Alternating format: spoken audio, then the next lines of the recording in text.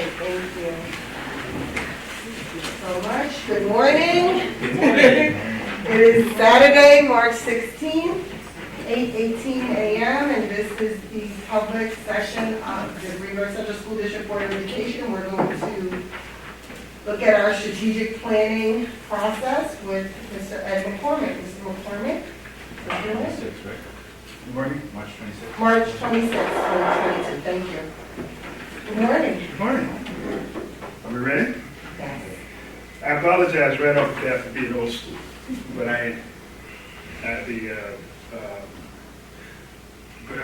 so I want to level set the expectations for the next hour, hour and a half. I think I'm on until 10.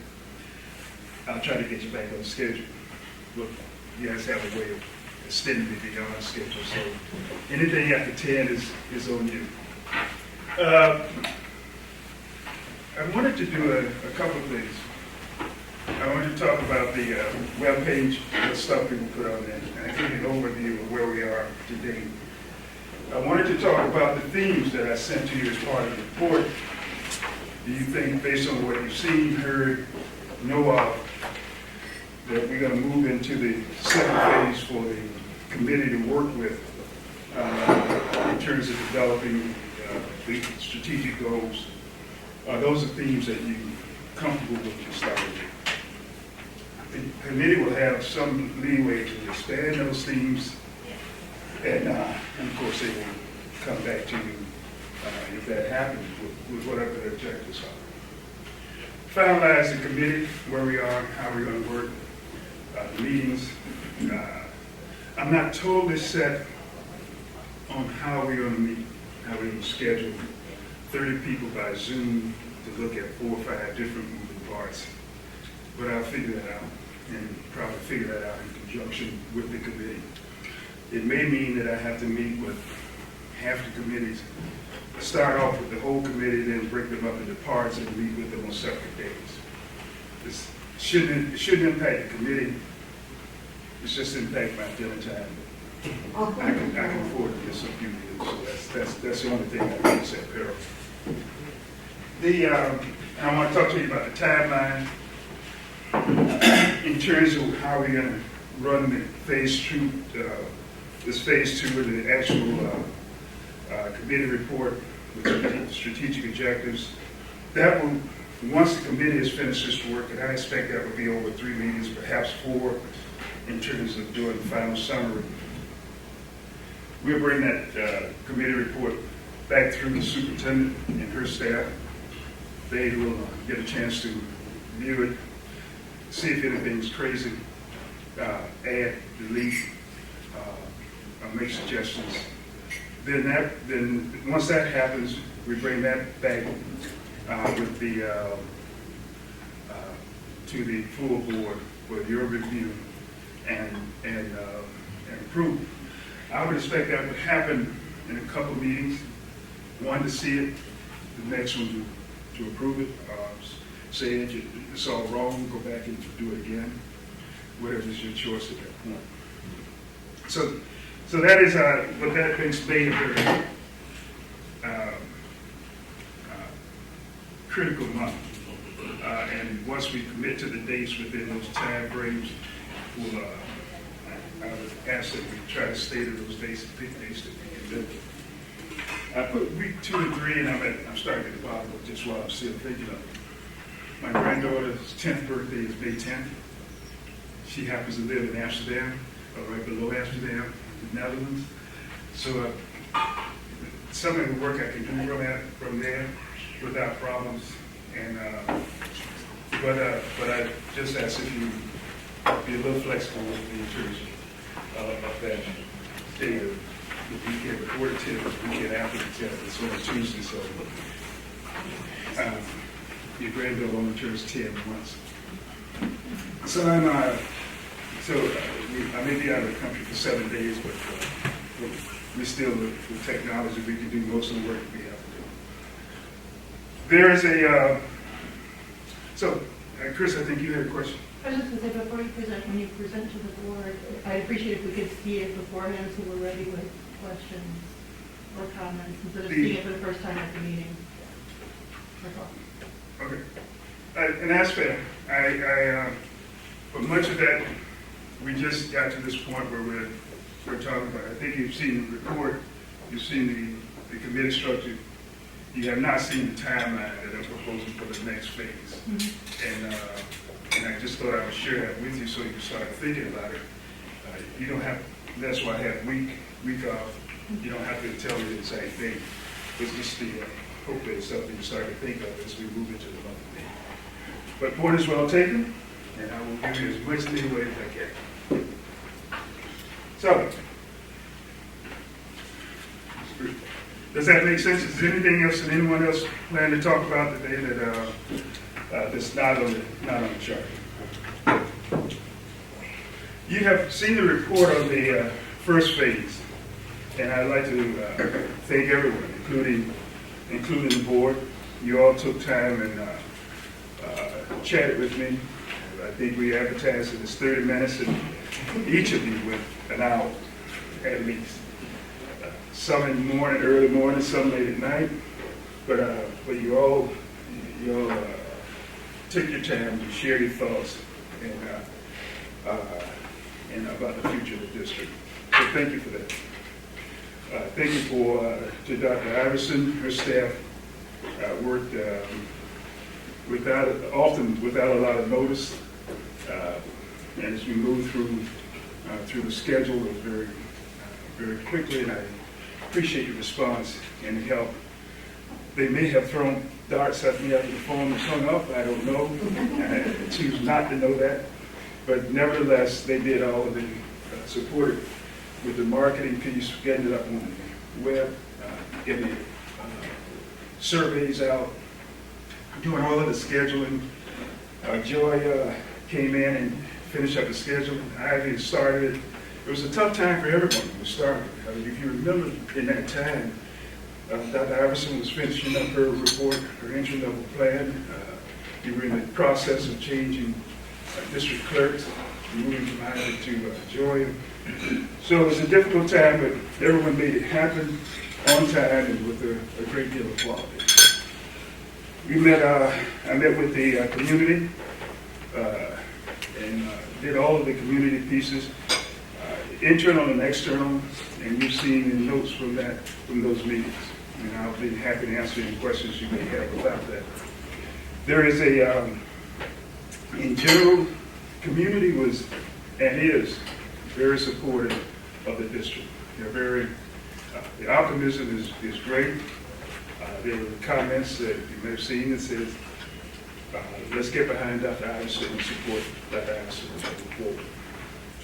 There were kernels of problems that the community repeated often: communications, building alignment, student achievement, balance. In the write-ups, there was a number of times drugs, sale of drugs were mentioned. Were not mentioned to me in person. So that's something that you may want to take a look at and understand. There is and I don't like to tell you anything without telling you why. And why I say there's great optimism. If you look at the online survey and the number of people that I talk to, I'm doing the superintendent search at Greenburgh now. And did a similar kind of survey. So Newburgh is about twice your size now, 3 times almost. The number of people that we talk to in person was less than the ones we talked to here. The number of people who actually sent the survey back in was also less. So your community support, at the time they've probably been surveyed out, they still responded. It wasn't as much across the board as I would like, but there still was great response and great participation from strictly a numerical point. We could probably have a better distribution of those responses on the online survey, but I think there was some meaningful information there. So that was that is as we move through phase one, we use that information to start to shape the themes that we would move into phase two. And the couple of things that made it easy. Dr. Iverson's report. We correlated what I was hearing from a 2 to 3 year period with things that she reported in her report, and to see if there was some correlation. And use that. We use the online piece as well as the information that we gathered in person to sort of develop some themes that perhaps the strategic objectives should be built around. And I think I will ask, did we capture all of them from your perspective? Because you have to sort of read all of them and see which ones are important. Sometimes they say a lot of things and it says often, but if you change it, it would make a difference in terms of student achievement. So I report to you what I believe will make a difference from a strategic standpoint, not the volume statement only. There is the only difference in the thing that I have no answer for is that in the online survey, people were less concerned about student achievement than they were in the face-to-face meetings. It is that matter of fact, if you look at the weaknesses and the pieces that were less concerned, student achievement was at the bottom, the last one. But if every group I talked to, student achievement was the first or second item that was mentioned. And I think that was reflected in Dr. Iverson's report also. So maybe I should look at the question again and see if I asked the question correctly. Yes, Tracy. Well, the variable here is you're pulling and pushing information. So you're pulling information from the people who want to be there for the online survey. Those are only people who took the time to open it, who took the time to go to it, where the groups, you actually reached out, correct, and asked people to be a part of the group.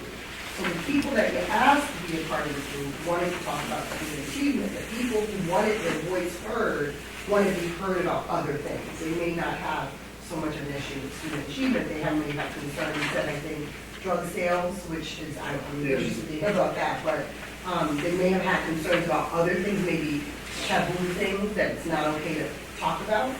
So they put that in the survey. And could very well be. I'm going to continue to look at it. I don't know if it's in question. Maybe we'll find something as we go through the committees. Piece of it, if you get 2 out of 3, then usually in my training, that's a go. So I would not. But if you look at that as sort of the student achievement is the least concern of the district, I don't think it's a fair representation. Yes, Chris. I agree with Tracy's hypothesis, and I think also the online survey was open for a longer time. So I'd be curious, the distribution of the responses, like maybe there was a bump at the end after a certain event at the high school or something, that prompted the responses. I'm also curious, while I have a minute, the Spanish-speaking focus group. I don't know that was included in the report you shared with us, but if you could just share a little bit, were the concerns similar? It wasn't enough. It was not enough for me to report separately. I just combined it with the others. So similar concerns.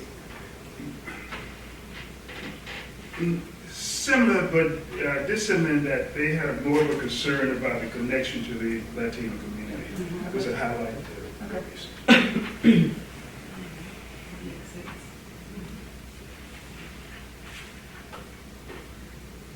No, I'm just taking notes. So that was the surveys, the notes, and we got to a point where I sent you sort of summary of what I was seeing.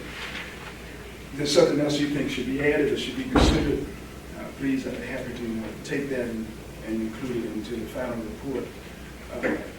if that's the will of the board. There is a, in terms of how you would share this with the community, I would share my report, which is a summary of the information. There is and I would show the online survey. At least the graph part of it, if you didn't want to show some of the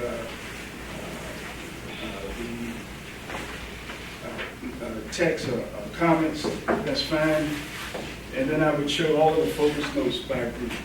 We have, I don't think there's any identifying information in the focus notes that I wrote.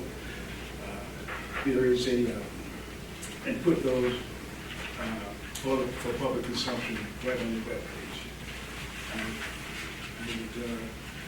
And we can debate whether I looked at the last night. I looked at the comments on the online survey, and I didn't see anything that did not make sense. You could feel free, if you decide to do the comments from the online survey, pass them through your attorney, let them take a quick view of them before you put that part on.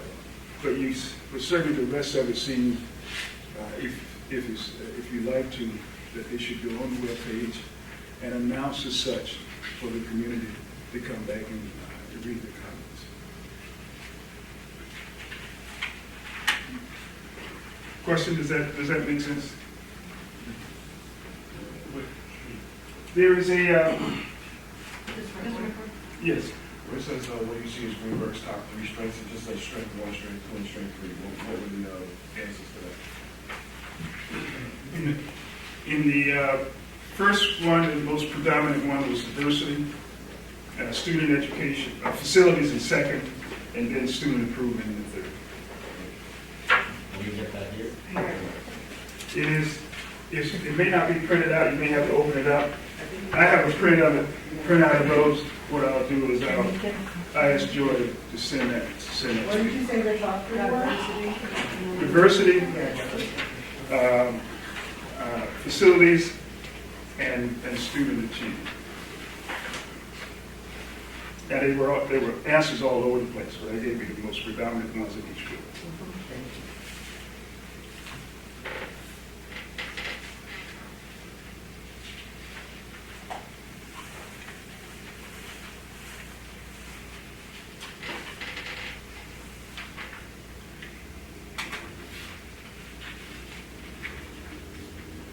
Is that, are we together? That's all is well. The next thing is the themes that's in the report that I gave. From all of this information, I called it down to 5 thematic areas. That will degrades to a strategic goal of if it meets all of the standards as we go through the committee's work. Those are the themes that they will be charged with. They will get all the information that you have here today. If there are themes that they want to add, they don't think it rises to a strategic objective, then we will put that aside and account for it in some other way. For instance, a lot of discussion about realignment of grades and buildings and IB, AP. Those are things that probably will fall into the implementation phase once we get the strategic objectives in place. So I didn't put those in as trying to develop the strategic objective. They probably will fall under student achievement, and those are the kinds of things that Dr. Harrison will have to consider when she does the implementation plan, how we're going to get to those strategic goals. So that's the basic rationale that I use, the impact on overall district, whether it was should be in a goal or whether it should be part of the implementation and action plan strategy, and then so I developed the themes around that. Equity was I think I told you, I get lukewarm feelings about it. Some places it was, not enough maybe more, others it was okay. But there was a general feeling that there should be equity and we should look through things through a lens through equity. So I left equity as an issue that all of the strategic goals and action plans and objectives should come through a lens of equity, not as not make it as an objective, overarching objective. It should be part of the day-to-day routine that equity is, that everything is filtered through that equity is. Does that make sense to me? You giving me that look as if, no, I like it. You were paying attention. I said, did I say something wrong? So that's, and I'm only kidding. Don't worry about my macabre sense of humor. So you see, so that was sort of the rationale for taking the themes forward. If there's something there that you think I should add or should be at least explored by the committee as a strategic goal, then please let me know. Yes, Kim. So when you spoke in reference to the goals being viewed from an equity lens, I think one of the issues is literally the education of what equity really means. So as you build that, I mean, there are people that don't really understand what it truly means in education, why it's necessary, and they don't have background knowledge on any historical facts that actually will impact students. So I think, as you say, we can look with an equity lens. If you're not educated on that aspect, because you're like, oh yeah, all inclusive, but that's truly not what that just means. That's part of it. So as you're looking with the lens, it would be good to have some background education on that, so people can truly understand I would what agree. that lens. And that probably becomes part of an action plan to do that education of the district and to ensure that all the other things happen. I agree with you totally. Because I have a different definition from equity on Tuesday than I had on Monday. So it changes. And I think a lot of districts are certainly wrestling with what you just said. And there are more districts of non-color who are really infusing equity than districts of color. So that's why I brought that point up. I mean, we have neighboring districts who are far more advanced in equity than we are in Greenburgh. Yes. I don't know how pervasive that is. My district is 70% white, and our equity plan sucks. But you Excuse have me, a plan. excuse You me. have a plan. No. It's bad because we do not have a plan. Oh, you don't? Okay. And but it's education and the willingness to sit down and do that and make the hard decisions and have the hard discussions about it. I think the difference is not between color or race. It's really between the willingness to sit down Exactly. and make have the hard discussions and make the hard decisions. So that is it is am I being recorded? Yeah. Oh, yes. I have it does. I tell them all the time the same thing. So that I have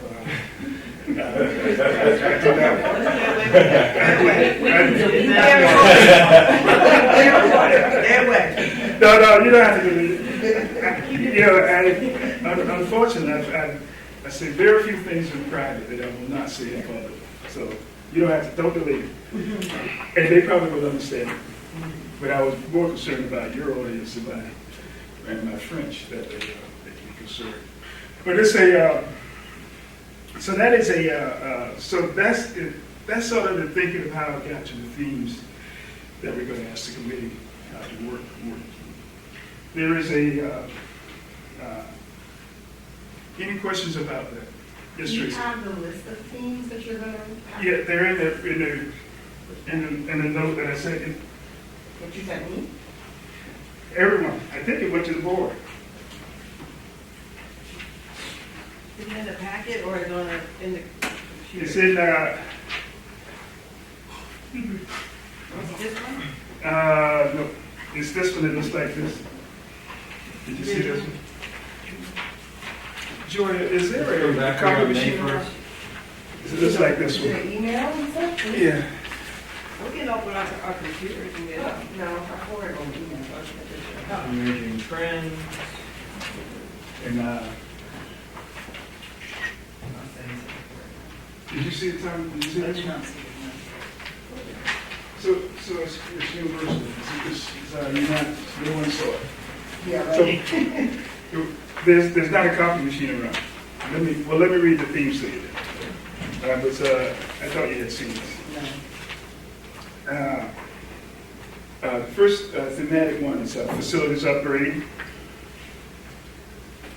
academic improvement, and under academic improvement, I have the parenthetical statement, although it's not in parentheses, is program rigor, grade alignment, PK5, curriculum update, recurrency, greater inclusion in advanced programs, campus consolidation and transportation. I'll repeat those if I Yes. do too fast. Some of them are. Facilities upgrade, I think you got that. Right. It's building and technology and space utilization. All of those items will under that. Under academic improvement, it was program rigor, grade alignment with PK 5, curriculum update for currency, greater inclusion in advanced programs. And let me make a point about that before I leave it. Campus consolidation and transportation communication. Communication is number 3. Campus consolidation and transportation. The greater inclusion in advanced program was 2 parts. It was more people of color into the advanced programs. But there was also some concern about, are we the IB school or an IB program that you may want to pay attention to as you move forward? There's a complaint that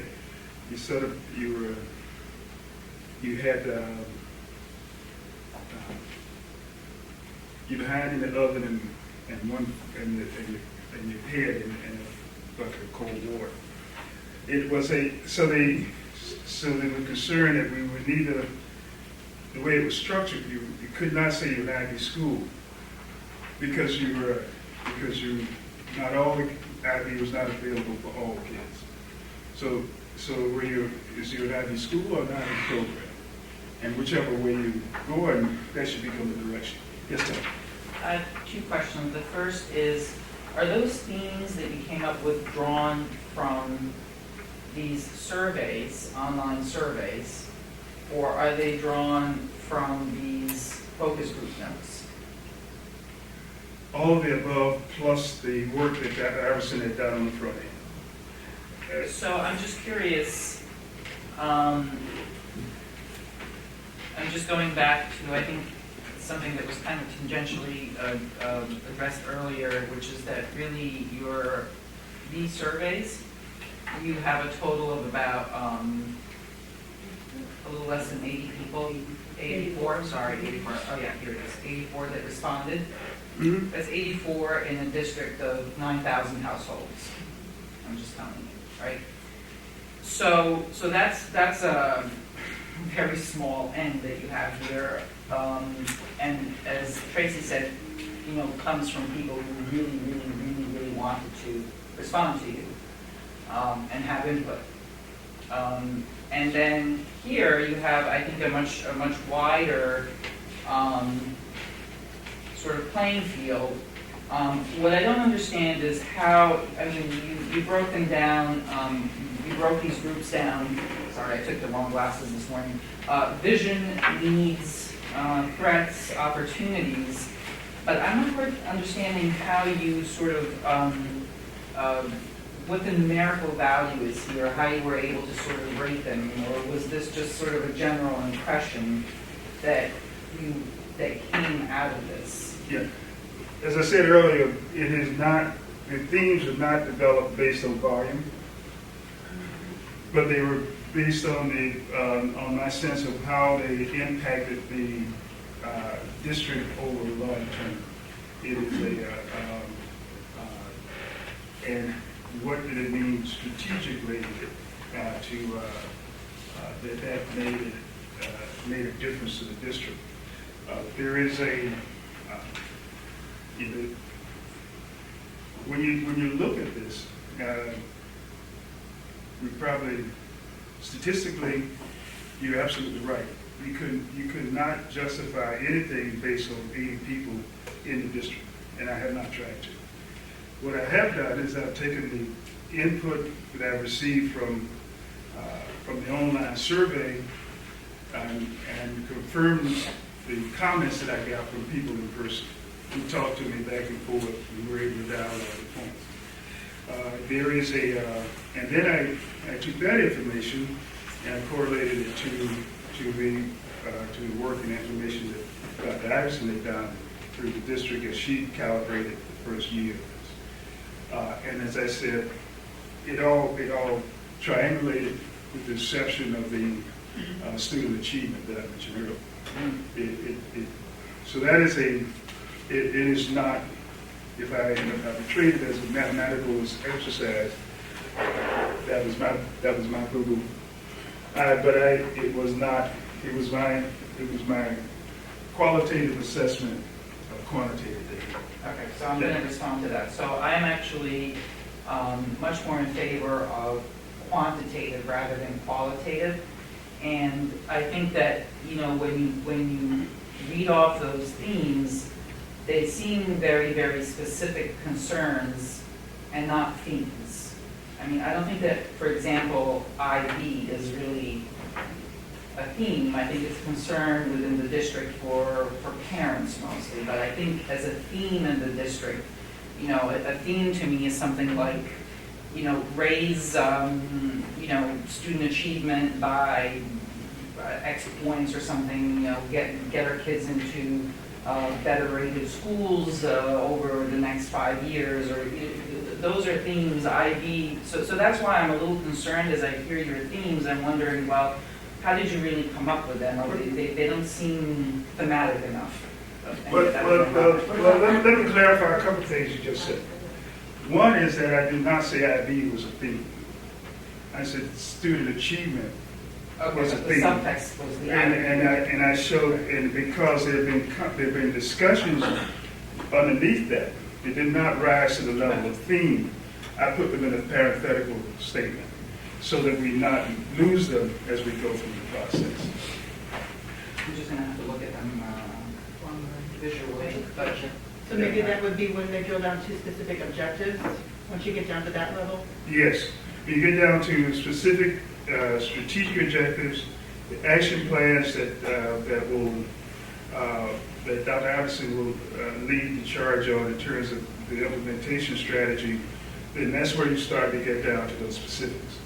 But I didn't want to get into specifics, to those specifics at the goal level, but I didn't want to lose them when we got down to the implementation level, what we're going to do to achieve those goals. So what you would say, the themes from the data that you collected, the themes, the message that the community, staff, everyone is basically saying, definitely thematic facility upgrade, definitely, right? Mm-hmm. Yes. So academic improvement. So campus consolidation, that would just go into facilities. That was under the facilities, yes. Right. And, And then- but it was but as Tanya pointed out, that becomes an action or Right, option to improve. No, I just wanted to hear the actual theme. So we Yeah. have facility upgrade, Oh. academic improvement, and then was it one more or two more? 3 more. Three more? Believe it or not, I've only gotten to 2. Just like the, picture on the paper. Okay.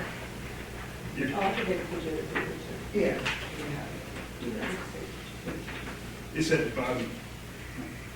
Communications was the next one, and under communications, things like branding, image improvement.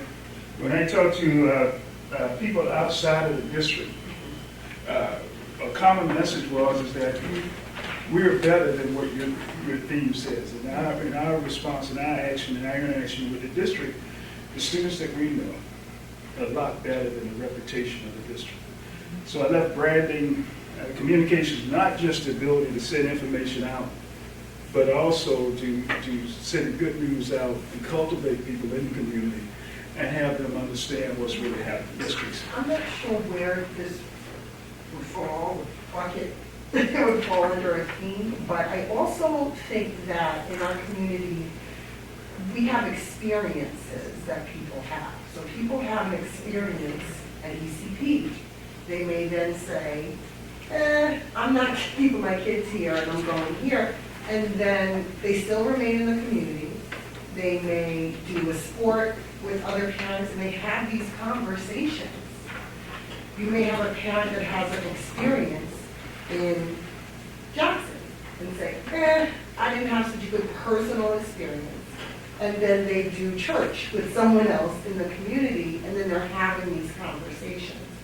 So it's not just our communications that maybe need to improve, it's also the experience that we're giving folks that needs to improve so that if they do choose to leave, they may choose to leave and not leave with such a story. Maybe they leave and, for my particular kid, it was not working, but it may be good for your kid, and that would be their story as opposed to wait till I tell you why you left. So it's also an experience. So I was just going to comment to that because I think honestly, if you look at the things, people are going to choose to do what they're going to do. All right, we just have to get to that point in Greenburgh. There are some people that are going to go to a certain school and they're just going to leave. But the other thing, if you literally upgrade your facilities, improve academically, continue to communicate and make brand of your building, and really increase diversity, like with staff, students, and really hone in on the beauty of Greenburgh, people might have a better experience. So I don't want to get caught up in the weeds of, oh my God, you're going to Hy-Vee, but you're not going to R.J. Bailey. You're going to R.J. Bailey, because people have choice. And it's all people, right? All colors, because there are some people that traditionally go to parochial school. That's what their family does. That's who they are. That's cultural. That's who, that's their identity. And it could be black, white, Asian, purple, blue, that's their choice. But I think if we focus on what we have and focus on who we have and do what we need to do truly for Greenburgh, people might just stay because they want to, they make a different choice. So I think that, that's getting into the weeds of it. Your experience at the school or with the principal or, Yeah, no, I don't mean with the principal. I mean, I'm just saying in your general. I'm just saying that's what happens, And I like that you brought up diversity because I think that's important and it's not just, like you said, what we think of with color. It's also the way that we think to deal with families has to be diverse. And so I've taken some time to talk with some presidents in other school districts, some predominantly white school districts. I think, as Ms. Washington said, are really some, maybe not all, but some are really looking at their equity and diversity, and also the frame of reference in which they deal with their staff and with their parents from a different lens, not necessarily the traditional superior lens. It's more the historical lens. It's more of a new way of thinking. And that may be cultural, that may be, equity. And how do we communicate with different people, different types of families, different types of learners, right? Education is always supposed to be looking at different types of learners, but the traditional graduate high school, go to college is not necessarily what's happening all the time anymore. There's always now a new way of looking at things, and so I think that that's important. So when I say their experience, I mean not just for switching schools, so let's move now, as much as I had a good experience because they were able to deal with me and my family in this way. And we'll capture some of that, I think, as we roll the strategic plans and the strategic objectives underneath that. But I think that becomes valuable information that Dr. Iverson will deal with as part of the implementation piece of it. This communication thing, you know, it gets funky because a lot of times people talk about communications, but what they were telling me was they did it differently than I wanted to do it. So therefore the communication was lousy. So, but there was one comment, and only one comment this time, but it stuck with me all the way through the process. He said that that it was from the building group, coalition of builders, whatever coalition group of. Administrators? Administrators? Principals? No, the outside. Civic associations? Yes. Oh, civic associations. Civic associations, I'm sorry. I can only remember so much. He said, you know, people asked for our help on the bond referendum last time, but we got the information the day after the bond vote. Now, I don't know how true that is, but that stuck with me. So that's why you see the communications of timeliness as well as content. So if it is, so you may, and of course I can only tell you what he told me. Yes. Well, that's going to bring me back to Tanya's point about 9,000 households. So our next step is to get this group of people together.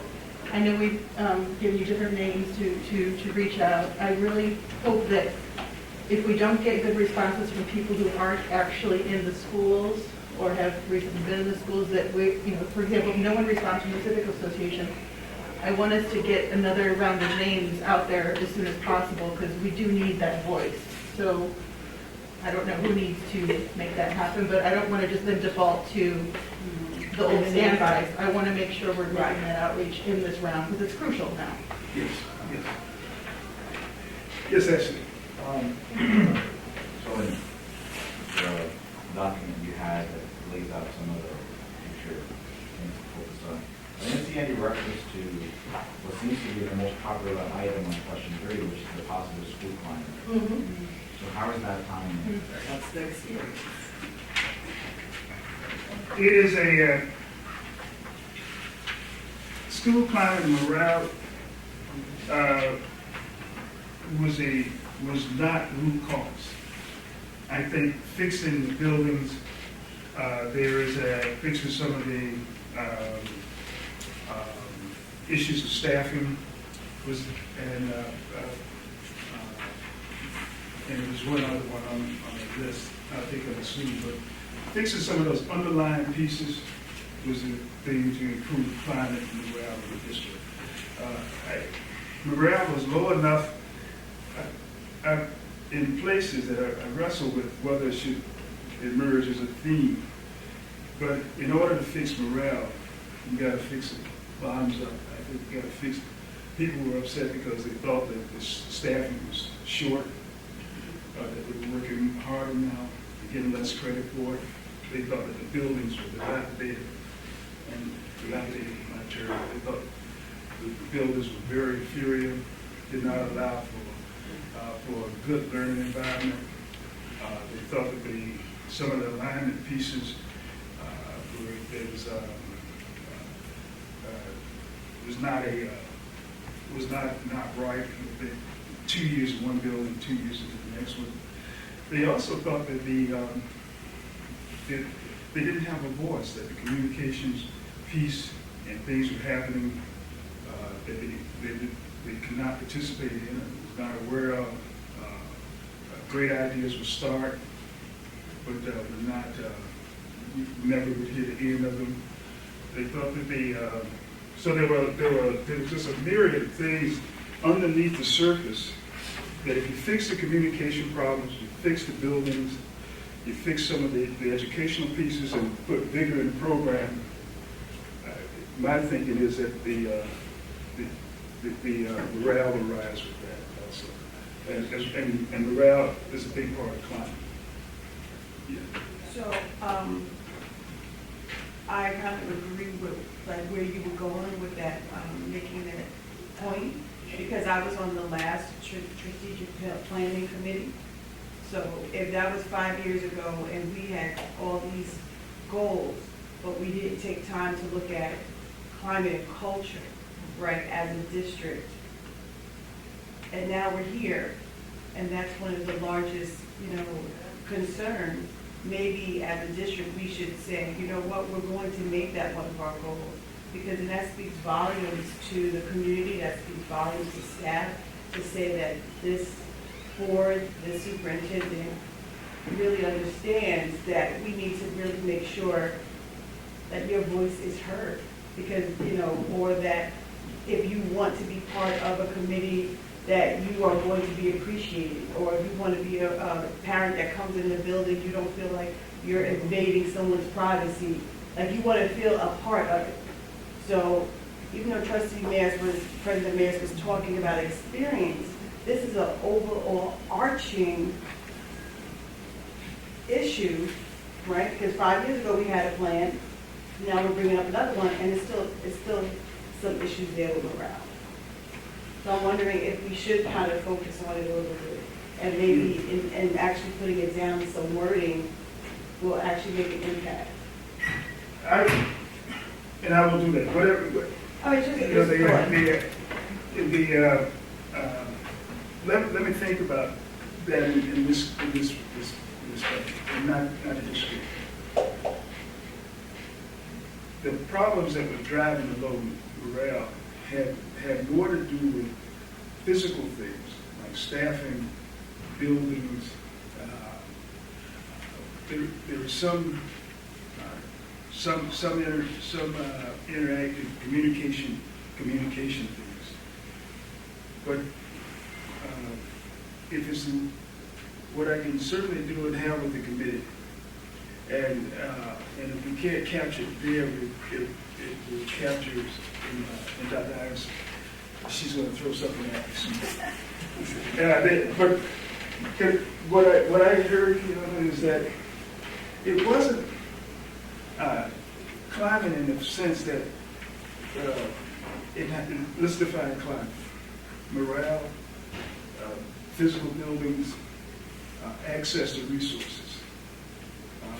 You look at those first two things is where the major issue was, and so you can't fix climate piecemeal. I think you got to go fix it at the top, and the climate and morale will improve. Well, I think it speaks to what Trustee Roderick was saying in reference to 84 people, right? So maybe my morale is so low, my voice doesn't matter. I don't care about the survey. Why? They're not going to listen to me. They're going to do the same old. And that's why you're going to do the things on the communications, because there are people that you're not reaching. There's a couple of people that want to speak now. I see Yeah, Tanya. I thought I saw Chinese and then David. And Ashley. So I had a couple. I'm an old board president, so I forget the protocol that there is a chair sitting up front. Right. So I think I think we could probably spend the entire day actually talking about and defining what climate actually means. Whether it's about relationships, whether it's about how people feel about input versus output at the end of the day. So I think it's actually a very complicated topic that you might kind of want to define or break down, because I think it's just too vast when you talk to people. So that was my first thing. The second thing is I just had a quick question. When people say that part of the quote climate issue is staff, are they talking about teaching staff? Well, let me define it. You guys call it climate. The people that I talked to called it problem. It was an issue, and it was and staffing by other staffers said there's not enough staff. There's not enough people in the system. We've lost a lot of folks for whatever reason. A number of folks. It's a volume statement that they're working long hours in inferior conditions. But who is it? The teachers? Is it the cleaning staff? Is it the administrators? It's the staff. Didn't hear that from the teachers, but it was from the cabinet central office staff, all the way down to building staff, to central services, to, when I say staff, I mean in a very global way as it relates to the district. Okay, David and. Yes, David? Okay, so along the same lines, there are two possibilities here. One is you fix quantifiable things which are easy to define. So if I say, okay, I need to get I need to fix up the auditorium in R.J. Bailey so that it'll open back up. And then people will go, okay, this is a much better school than I was thinking about it last year because I didn't have this auditorium, right? That's something concrete you can do. If I think there's too much staff turnover right now because lots of our central office staff and everybody, lots and lots of people are going away and new people are taking their places. We get past this churn, right? Then things will start to even out. If we look and say, we went through this giant COVID crisis problem, and yes, everybody had to adapt to something new, and it was a very high-stress environment, and it went on and on and on. And really, if you want to be able to handle it like something like that, you not only need to have the routines down, you need to have enough staff available so you can, not have everybody be overburdened because there aren't enough people to go around. So if we can solve all these quantifiable things, then that should improve the climate. The other possibility is that we will solve a bunch of problems, people won't realize it or know about it or think about it, and that goes to communication. So what is the, we know that out in the world beyond staff, that there are delays and problems in communication and people aren't completely, what they perceive is not totally the reality. Is that the case internally as well, or do you have that sense? Did you see any disconnect between what you think is going on and what people perceive? The two problems with the communications are two facets of it. It was the external piece, and we don't know enough, we don't get it on time, we are already excluded totally. There's an internal communication piece that from building to building, from central office to building, is not forthcoming, is not available. We're sort of outside of the loop. We have so the communication piece is going to require a couple, 2, 3, as you said, definitions. And the other point you made, David, I don't want to get away from that, is that these things, if we come back with 4 or 5 goals, the ability to connect them, if I was sitting in your seat, I would want to make sure that they connect. That there is those things that transcend over multiple goals. You should be able to see that. I should be able to stand up here and explain that to you in very visible terms. Because some of it will be communication was so pervasive that I left it as a separate goal. But quite frankly, the communications and parts of it is going to overlap and transcend from one goal to the other. What's happening in facilities, and when you link that back to the communications piece to make sure that people understand that deal. So there's got to be, so somehow we got to make sure that they're connected. Yes, Tom. I'm sorry. If I remember my thought now, I'll just say. Let's see up there. Going back to the definition of climate, and I want to make it short because I know we can spend all day on that.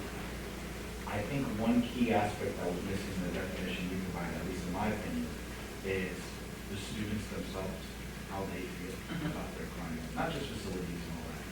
They feel safe, if they feel there's good relationships between them, if they feel they have the supports they need. And going back to what Trustee Washington said, if we don't specifically call that out as one of our focus areas, this is a plan that we're going to use for the next 5 years. And in my experience so far, every year we go back and we look at the 5-year strategic plan and we make some tweaks. Okay, we're going to focus on these areas. But if we don't call it out now, it's going to get lost in the sauce for another 5 years. Yeah. So that's why I think we need to add it. I don't know how to add it. I don't know the right wording, but it needs to be in there as one of the pillars. Because ultimately, that transcends everything you said before. And if that's the will of the group, give me a chance to come back with it. I will make sure the climate and culture is baked into into the program as we discuss it, and then you'll have a chance to say, we need to do more or we need to do less, and make sure we have the right coverage. But rather than try to engineer it right now, but I hear you clearly. You want it as a theme. You want to look at it separately and what that actually means for the district. Thank you. We got static and balance. You want to talk about, did you want to comment on the climate issue? Why don't you go first, because I want to. Okay, just as quickly, if we're identifying mission, vision, values, goals, and objectives, if this is kind of the tiering, right? Yes. I'm going to say, for me, when we're talking about climate and safety, that's all, for me, that's values, right? The climate of safety and collaboration, or, whatever, and then you're going to boil down to some of the things you're talking about. So for me, I don't know if you're going to call it a pillar or whatever, but I feel like that's got to be stated as one of our values, and maybe not as, the goals and all that can follow under that in some form or another. But I think, to your point, that's a key value.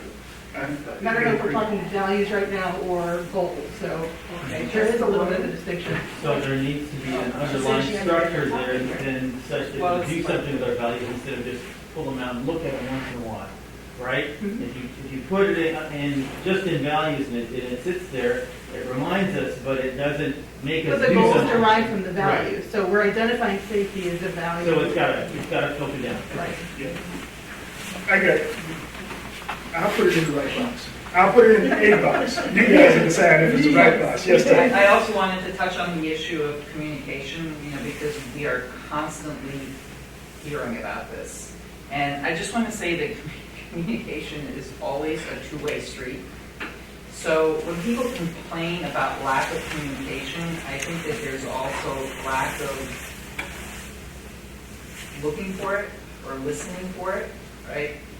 And I really, this is a conundrum, for the past 3 years I've been thinking about how we could kind of crack it open, and I don't know how and if it's even possible, but this is, I think we communicate plenty. Sometimes we almost over-communicate, and it's not just us, it's, the problem is that we're all so bombarded by so much communication and information that I think people on some level actually shut down. And they also have to want to communicate with the district. They have to seek out that information in order to feel like they're being communicated with. So anyway, I just wanted to say that it's, we get blamed for it, but I think, it's a little bit like a marriage. It takes two to make it work. So. Yeah, and I said, when things go wrong, the first thing that people will say is that the board didn't communicate. Right. But there's enough information saying, and enough people saying that there is gaps in the communication, and I think it's a two-way street, as you mentioned. There's but unfortunately, that's why they make it big buck as board meetings. You get blamed for all the communication errors and issues. But there are things you can do to get information. You could have town halls. You could have open forums. But all of those things should flush themselves out in the plan. But we have it. But I think under the communication data, you're looking at a wide range of things that I think should be implemented. And I will tell you, whatever we implement, next year, if something goes wrong, the board didn't communicate to me, and so therefore it's the board's fault. That will always happen. But it goes with the territory. I mean, look, we have like I was actually calculating this. I mean, it was like 150, 60 hours worth of meetings every year. Right? They're all publicly available. That's communication. That's information. Yeah. I don't disagree with you. Unfortunately, the only people in the house that's accountable for that is the board. Yeah. Okay. Got it. And so I agree with you totally on that. We have a lot of meetings, people, and unless you closing a building or shutting down the football team, You don't reach a lot of folks. But Well, I do think what gets lost here, and I did see on one particular focus group, was some negative comments, I would call it, about the board. I think what gets lost is that the board is the community. We're all elected from the community. in So- the community, And by the community, and we all have constituents that maybe listen to us, or call us, or hear from us, or look to us. You know, we recently had a crisis in the district. I'm sure all of us got phone calls, but certain people reach out to us, and I think that there's a lot of muting of the board sometimes, and I wonder if there's a connection there between the community saying there's no communication, and then when things go wrong, they blame the board, but then the board is not as involved in decisions as people think. You know, part of our training is that we're oversight. So maybe it needs to be more, maybe we need to have a round table, a table talk with the board and the community to explain actually what is the role of the board. Do you get what we do here and what we don't do? Because I think there's a perception, even that we know everything that's going on all the time, and we don't. You know, we don't work in this. I've said to him, I don't work in the school. You know, I'm not there. I'm at my job. You know, so I think there's a disconnect there as well. And communications piece, when we were able to sit down with Dr. Ashton and the staff and do the implementation piece of this, we're going to have a lot of fun. Because you also will see comments in there that internally, the people think that the board is too intrusive. Well, that's only one. And that you hinder progress and completion of projects on a timely fashion. So we need to understand that as a mechanic within, and I just go, so I hesitate to speak about it here, but it's in the report. So that's a piece of it. The role of the board and the relationship to the community. A lot of districts often publish that role and go through that role to make sure the community understands what their role is. But I will tell you, not as you consult, as an old-time board member, nothing happens that you're not accountable. Whether you had a direct control of it or not, you are the buck stops here. And you say, well, I have. So unfortunately, that's why the oversight role is important.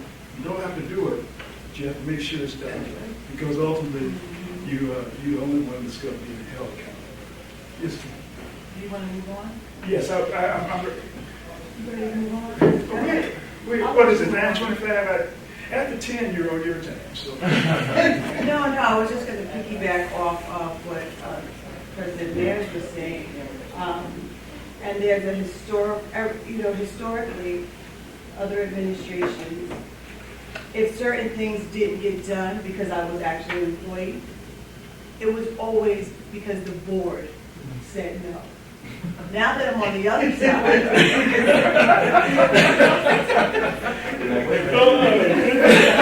I see how much power we really don't have, right?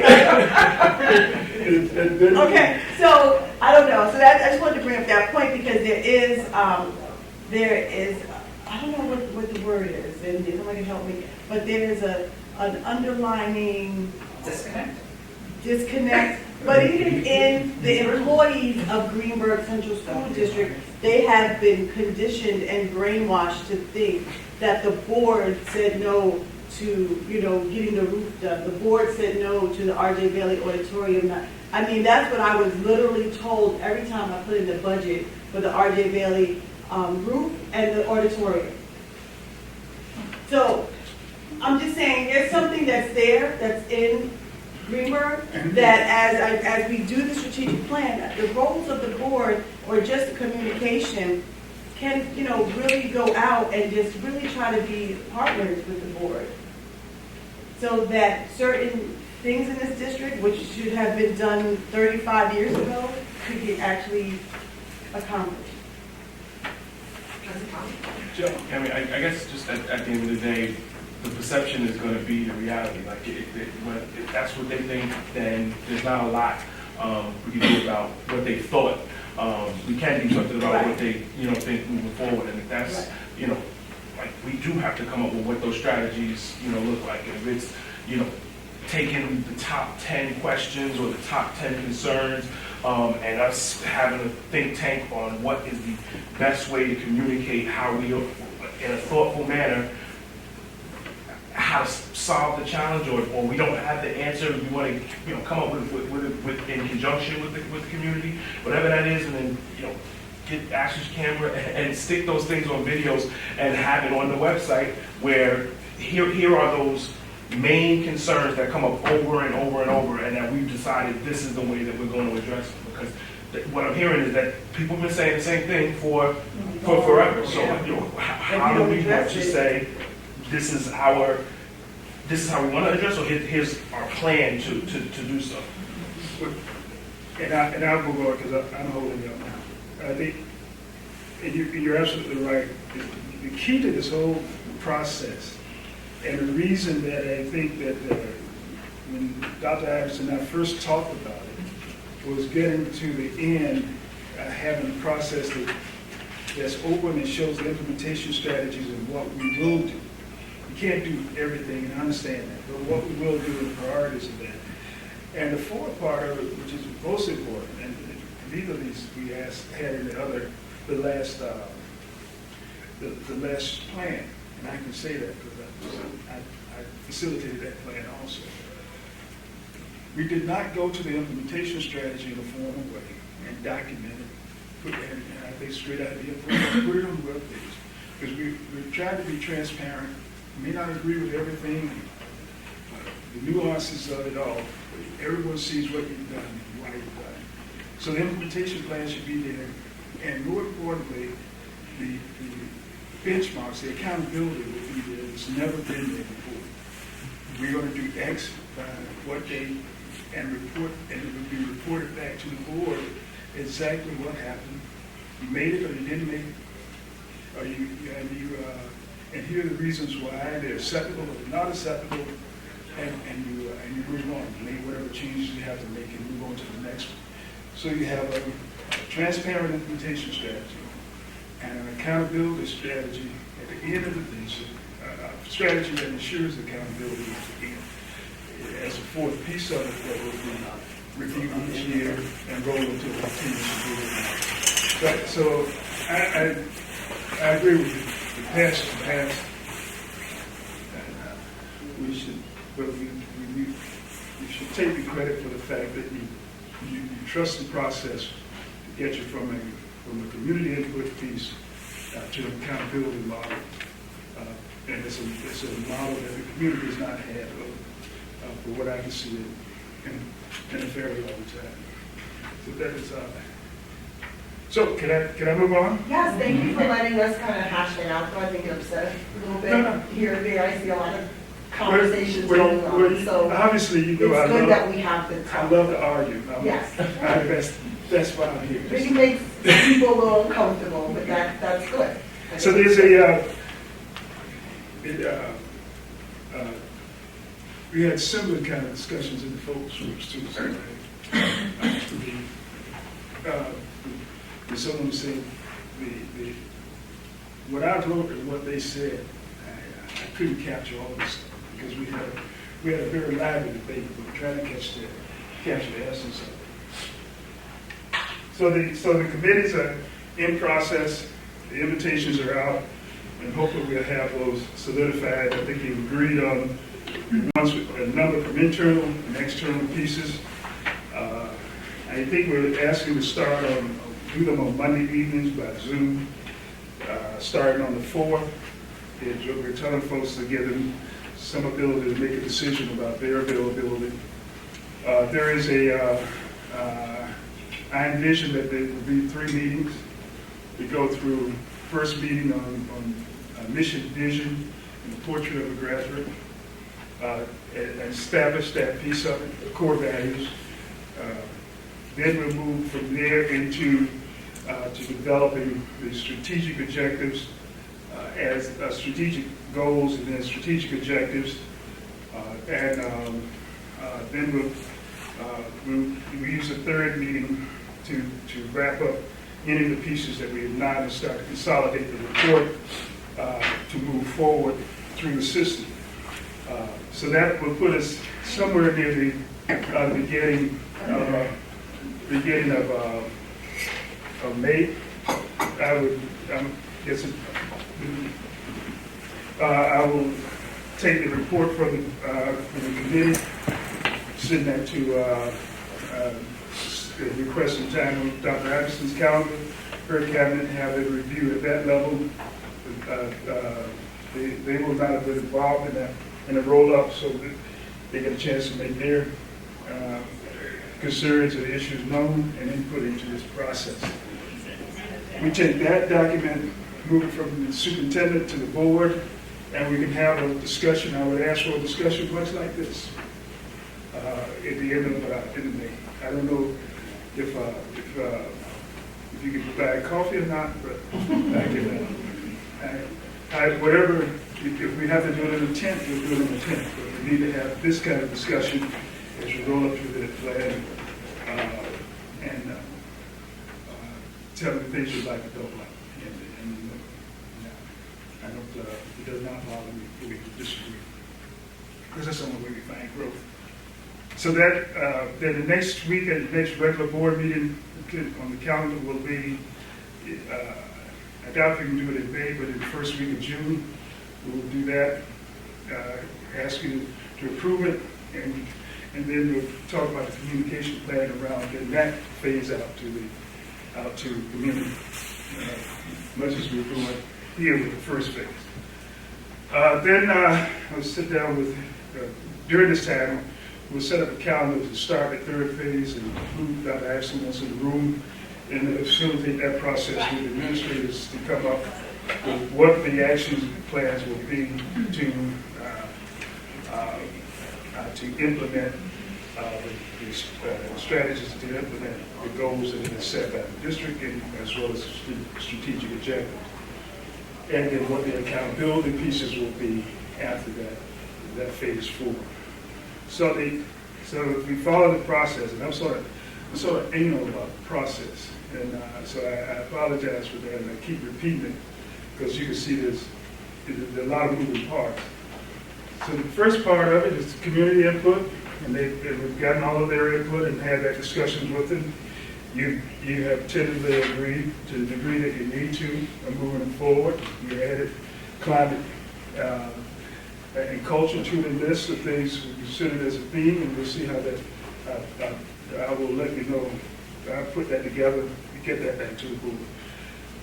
We have got a committee in place to do the actual, develop the strategic objectives, the first pass of those, and along with the vision review, portrait of a graduate, and the street, as well as the strategic objective.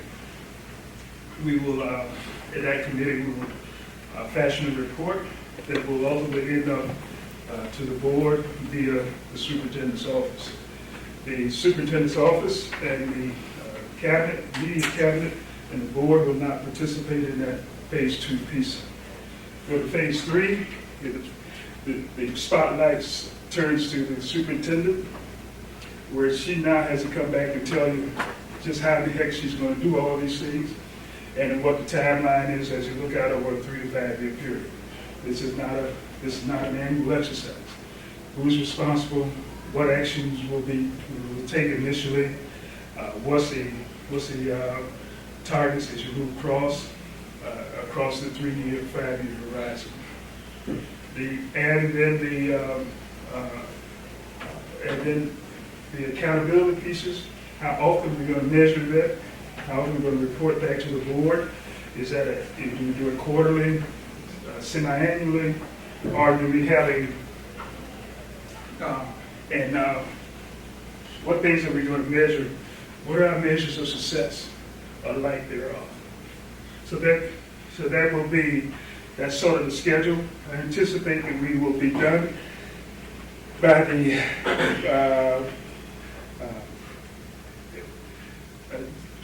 we said September, October. I think we got a great chance to be done by September, depending on what summer schedules look like and what your schedule looks like. And as we get through all the bureaucracy and getting things approved, and I understand that.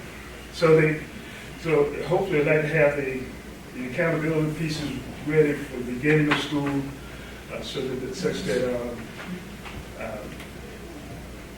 Dr. Axel can share that and with the staff at the opening of school. Here are the goals.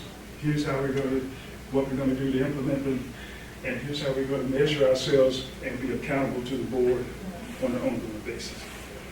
Optimistic pushes me a little bit, puts all of us a little bit on call here to make that happen. But there's no reason why we can't. Where there's a will, there's a way. Questions? I was just wondering if the committee meetings were ultimately going to be public, like, or is that just going to, like, those won't go on YouTube and stuff, will they? No. Whether it be all Zoom, the meeting that we report back to you, just like this meeting, I think is being unbeknown, but I shouldn't.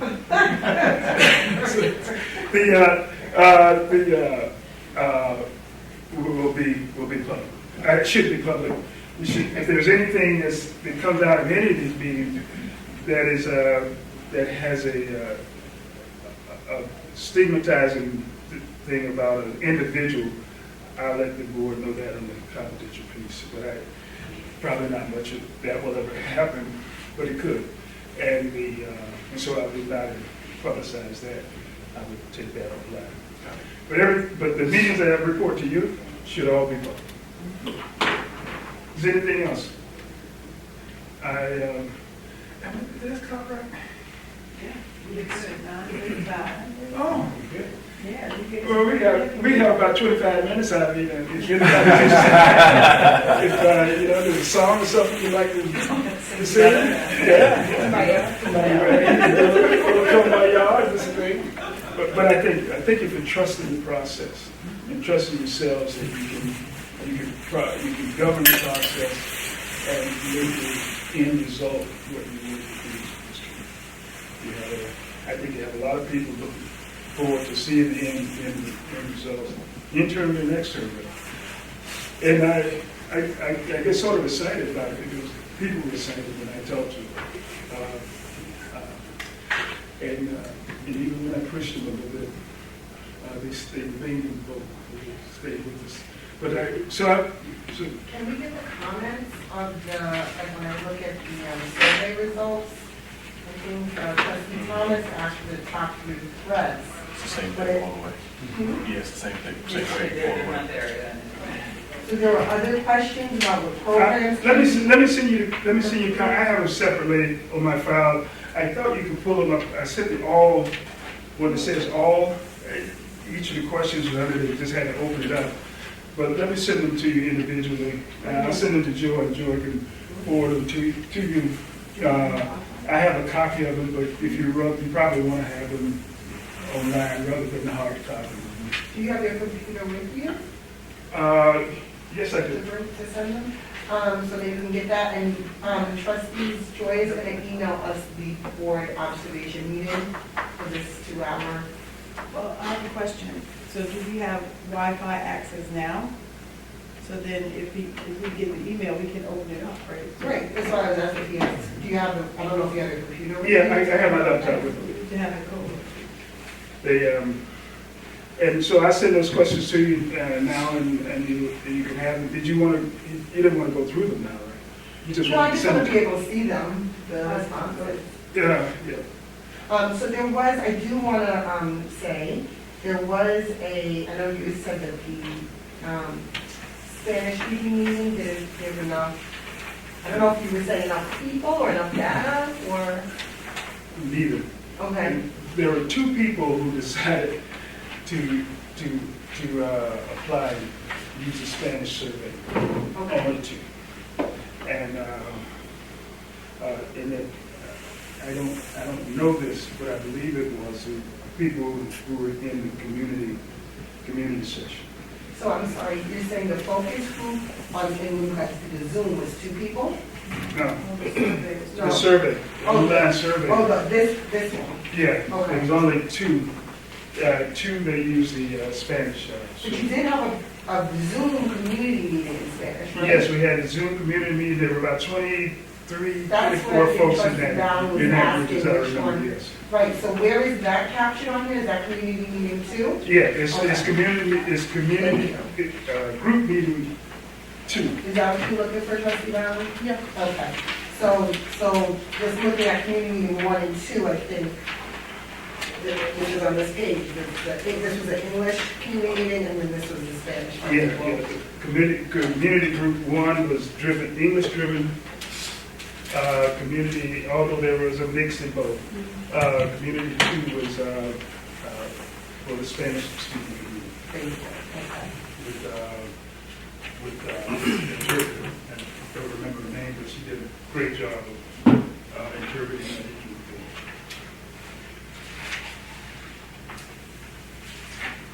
And so I do notice, Joe, that in the Spanish-speaking community, we have, and this is the only place I see it, parents need more information about AP and IB, and maybe you're doing a great job of communicating to the English-speaking families about the diversity in programming. It's there too.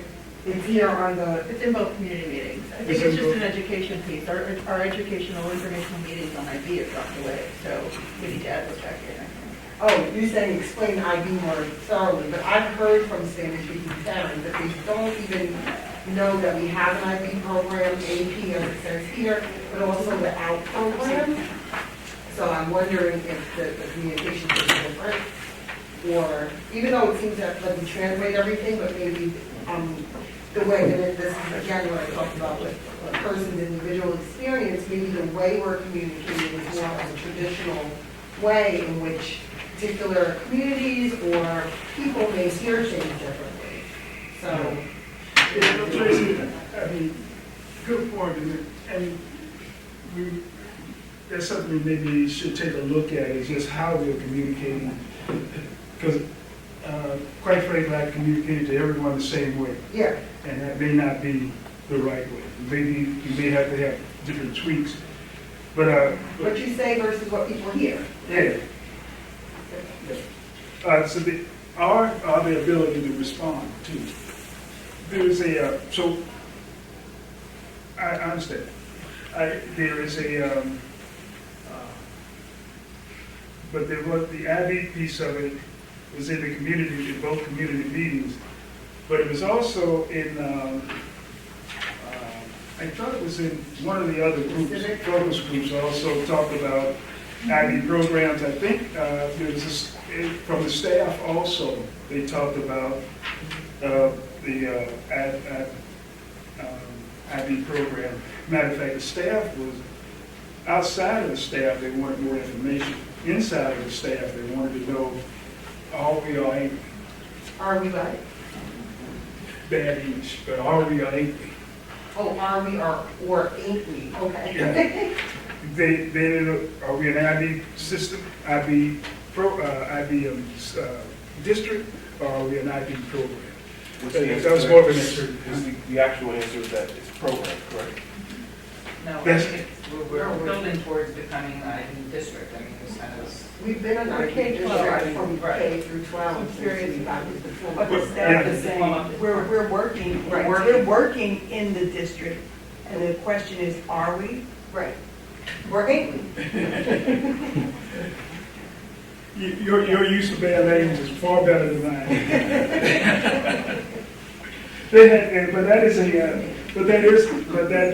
That's a question though, because if you're asking that question, think about what's happening in the community and some people say, well, we promote ourselves as a district, IB district, but in reality, we're really just an IB program. And so Right. Well, okay, so there's this evolutionary process. You go from not having a DP program, right? You made it up to like the 8th grade, and then it stopped. but we tried to implement that pretty much across the board to all the students to that level. And then we said, okay, let's add the DP program as a capstone. And then at first it was, yes, these are our little cadre of IB diploma students, and we've got those people involved.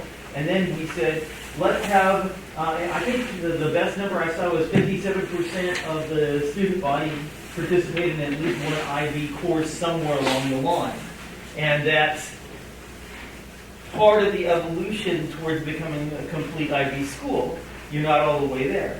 Now, I'm trying to remember, wasn't there some, oh, go ahead. Well, and I'm just going to, maybe, I'm sorry to interrupt, but then at the grade school level, it's like we have hyper-focus during our renewal years, and then it drops away slowly, and then we get hyper-focus again every 3 years. And it needs to be like a systemic thing. So it's not just the high school level, and that's probably where some of the evolutionary part comes in. And Well, one of the issues, because going to IB conferences, one of the things that historically Greenburgh has not done has provided adequate professional development of any of the programs from K to 8. So one of the things that IB wants is for you or the coordinators or whoever you set in buildings to continue to go to the conferences, continue to go to the Zooms. I mean, with COVID, there had to be so many Zooms available, so you're not paying for people to go. But it's called the investment. If you're going to put the logo on your brand, then invest in what you're saying we are. So the staff is saying, we know IB comes when it's time for a photo. We know IB comes for the time when we want to give a parent orientation. We know IB comes for when we want to tell people who we are. But the dog and pony show versus the reality. So I think that's what, so if we're going to call ourselves as, the Board of Education, if we're going to adopt and say we are, and we're going to invest that $18,000 just for the elementary component and whatever that high school component costs, then do what needs to be done to make sure that the parents know, the students know, the staff knows we are IB, because this is who we say we are. Like it's valid. So 2 things then, well, 3 things. One, we've relied on turnkey training to try to save money. Right. 2, I've been involved in some of those renewal meetings, and like for the last one I was in, it's very clear how, because some people don't understand how the curriculum we teach is how it links to IB. And I think when we do that every 3 years, we need to put that on the website and show people and have it. I mean, I used to post it on the PTA door, so you can see how everything kind of links. And then I used to encourage that we do, and this is totally not my current board role, I get there, but encourage then actions to show those IB values and traits. Third thing, kind of unrelated, but going back to the training, is it's a budget question. One of my budget questions I haven't emailed yet is, we remove... Is that possible? But this is public, so I can say that. We've removed funding for the IB coordinators, which are at each building. So is that somewhere else now, and they're still doing the same job, or is that something we need to make sure is there, as far as the building level coordinators who are supposed to be implementing that? I'm so sorry. No, I was going to say, like I said before, when you go to the conferences and you actually, get the information, the way that we're investing in IB as having a director is way beyond, like, what IB is about, because IB is really supposed, the coordinators are supposed to be within the building. So they're supposed to Putting be it into action. They're putting it in action. They're working with the staff. They're working with the students. So now that we have this director position, we have to really make sure that it's fluid throughout K through 12 or 11 or whatever. And I don't want to bring up a topic that could take forever, as I think Trustee Benita and Tragic said, but the culture of a school district, IB, that's what IB is about. It's a way of the school district functioning. It's a whole climate. That's what IB Because is. it includes values and It principles includes and character development, diversity, all of values, that. that's what all the elementary baseline of IB is. It is. So that's what it's, The the primary year focus. I mean, culture is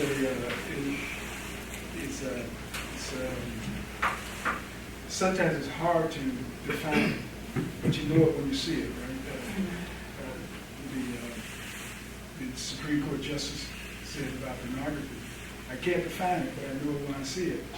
So that you know what the culture is, it's something you feel. And I think it emanates from doing a lot of other right things and good things in the district, develop that culture. And every district has its own type of culture. But you know, I'm going to have to disagree with you because there is definitely a definition for culture. And there's the shallow culture, the deep culture, and the surface culture. And that comes with educating and knowing who we are. And so my thing is, if we don't educate ourselves in knowing what culture is, then we are going to be stuck. We have to have our programs, but we have that surface culture, that shallow culture, and that deep culture. And there are many definitions out there. So it's not just if you see it, you got to know it. We'll have this discussion at a different Don't time. have it. I'm a major educator. We have, because, yeah, and it's a great discussion because I don't know if you can. Culture is something that you feel and you have. I don't know if you can define it and say I automatically got culture. Okay. Yeah, so you're going to have an opportunity to do that. David, go ahead. Okay, so there's, I'm going to use an old example, okay? Leon Jackson, right? They had the idea of IB, one of the many things that's incorporated in IB is that you have units of inquiry instead of dividing everything up into, okay, let's do math now, we'll just think math thoughts now. Okay, let's do just English thoughts now. Let's do just social studies thoughts now. Let's do science thoughts now. You integrate everything together. So I'm thinking about there was the IB, the butterfly unit, okay? So the kids raised caterpillars and turned them in and watched them become butterflies. And they did scientific observation and they counted the number of caterpillars and they did a little bit of math and they told stories about caterpillars. They learned about the development of caterpillars and they did all of the stuff that would normally be compartmentalized off into different subject areas, did it all together. Saw that, okay, the way you attack any problem is going and listing a whole set of questions and answering those questions and doing what you need to do that before. They got to the end of the whole thing and they had this whole set of butterflies. And they're going and they're sitting at their graduation ceremony and they go, release the butterflies! And every student reaches under their chair and pulls out a little paper thing and opens it up and butterfly flies out. And so there's this big symbolic thing. It's like the capstone of the whole year at the graduation ceremony for the first graders, right? And that's part of our culture, right? Okay? And so that sort of thing has to happen all the way up in all the different schools. And if it does, then that's part of the IB culture. We're an IB school. District. I would agree, and we'll have this debate, but I think you're building a cultural complicated. There's lots of little units like that. I think we'll create a whole lot of butterflies. So that, and I agree with you totally, David. I think your example says that I build it up, bottoms up, and culture is what I've become and what I am. Because it's good culture, bad culture. If your culture is one of mediocrity, it's because you're doing mediocre things. If your culture is of great things, it's because you're doing great things. There's never a disconnect between culture and what you're doing. I agree with you totally. But is there anything else? Because I have no one will sing a song for me. So No, I was going to say, well, that's a great note to end on. I move we adjourn the meeting, but after your song, you do the song and then we can. You got a song? I got a song. That's the song. I moved to adjourn. I second adjourn. I already has a song. It's been properly moved in second. I got discussion. Yeah. Do a song. So We are family. All right. Hearing no more discussion. All those in favor? Aye. Any opposed? Thank you, everyone. I appreciate the time. 9:52. 9:52. 9:52. Get a break.